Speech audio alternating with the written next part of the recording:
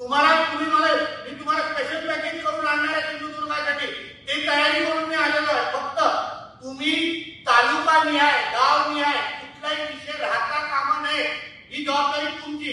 नाहीतर तुम्ही लिस्ट द्याल आणि नंतर मला पैसे आल्यानंतर मला साहेब हे जरा काही कामं राहिलेले आहेत हे जरा विसरलो आहोत टाकायला, असं चालणार नाही.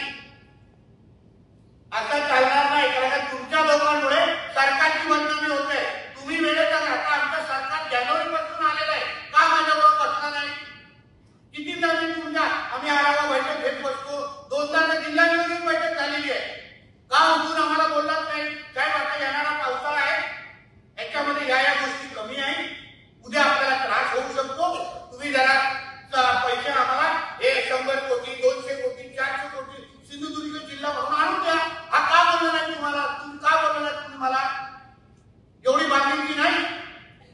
आज या जिल्ह्याचे उद्या दुसऱ्या जिल्ह्याचे म्हणून, अरे ज्या पण जिल्ह्यात आहे त्या जिल्ह्याच्या लोकांना न्याय द्या ना. आणि मी आमच्यावर सोडा ना. अहो जे राज्याचे मुख्यमंत्री आहेत त्यांच्याकडे खातं आहे, तुम्हाला वाटतं का तुम्हाला पैसे नाही मिळणार? एक साधा परवा मी त्यांना फोन केला, किती फोन आले तुम्हाला खाती? मग एवढी पुरी यंत्रणा तुमच्या बरोबर आहे, तुमचे मंत्री एवढे सक्षम आहेत, राज्याचे मुख्यमंत्री सुद्धा तुमचे मंत्री आहेत, तरी तुम्ही एवढा आम्हाला शिव्या खायला लागत असाल. प्रत्येक गावामध्ये आंदोलन होत आहे, रोज बातम्या येऊन छापताय, बोल वारा. अरे आम्ही बोलू का? आम्ही काय कमी पडतोय का? आम्ही किंवा कलेक्टर तुम्ही आम्ही तुम्हाला सांगितलं का आम्ही तुम्हाला पैसे देऊ शकत नाही, तुम्हाला पाहिजे ते असं बोललोय का? आम्ही बोललो का जानेवारी पासून एकदा तरी? 2 मीटिंग झाले का मागितलं नाही? आमच्याकडून मेंटेनन्सच्या दृष्टीकोनातून का बोलत नाही तुम्ही?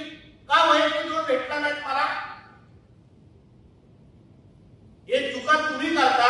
तुमच्या आता वेंगुर्ल्यामध्ये काल बातमी ऐकली, अधिकारी सुट्टीवर गेले. ही शिस्त तुमची, ही हिंमत. मी पालकमंत्री असताना एवढी हिंमत करता तुम्ही लोक?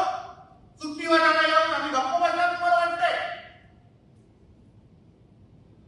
म्हणून शिस्त आणायला लागेल.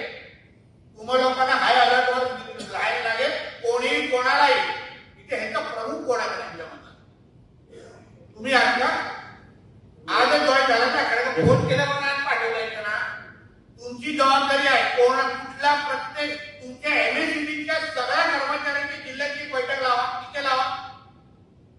टोटल कर्मचाऱ्यांची बैठक लावा. मी स्वतः येतो त्या बैठकीसाठी. प्रत्येकाला तुम्ही स्ट्रिक्टली वॉर्निंग द्यायचं, तोपर्यंत कोणी सुट्ट्या घ्यायच्या नाही, जास्त काम करायची तयारी ठेवायची. जो चांगलं काम करेल त्याला शाबासकी पण देऊ, पण उगाच मला एमएससीबीच्या संदर्भात मला तक्रारी नको. उगाच पडलं